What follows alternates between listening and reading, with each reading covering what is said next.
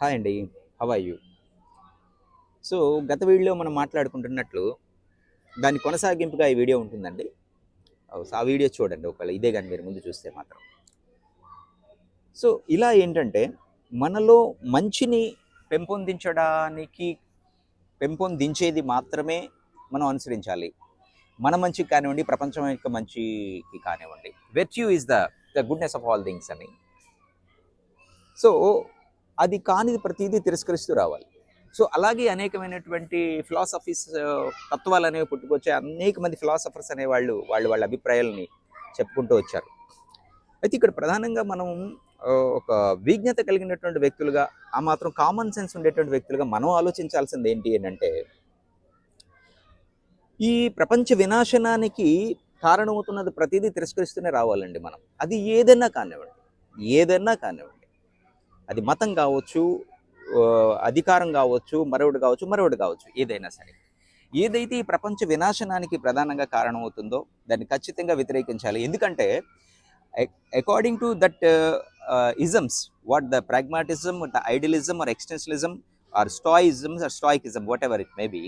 So it particularly shows about so which is good, which virtue is goodness of all things.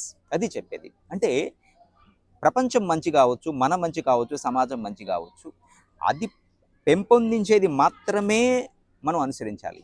అది అది కానిది ప్రతీదీ, మన వినాశనానికి కారణమైనటువంటి ప్రతీదీ కూడా తిరస్కరిస్తూనే రావాలి. సో అది ఏదన్నా కానివ్వండి. సో మనకేంటంటే మన వ్యవస్థలో మూఢనమ్మకాలు అనేవి చాలా బలంగా పాతుకుపోయి ఉన్నాయి కాబట్టి సో వాటిని మనం అనుసరిస్తున్నాం.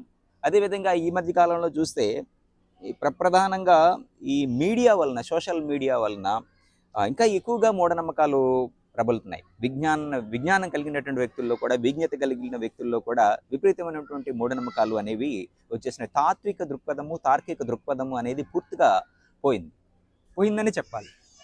ఇక్కడ మనిషికి కావాల్సిన తాత్విక దృక్పథం కంటే తార్కిక దృక్పథం చాలా అవసరం.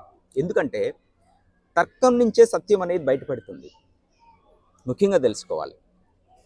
సో అసలు విషయం ఏంటంటే ఫిలాసఫికల్గా మనం ఆలోచిస్తే తర్కం నుంచి సత్యాన్ని మనం గ్రహించాలి, క్వశ్చన్ చేయాలి. సో అది మంచా కాదా అని ప్రశ్నించాలి.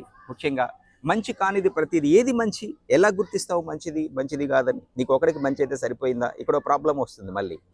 సో ఇక్కడ గుర్తించాల్సింది సమూహము, ప్రపంచం వినాశనానికి కారణమైనది ప్రతిదీ తిరస్కరిస్తూనే రావాలి.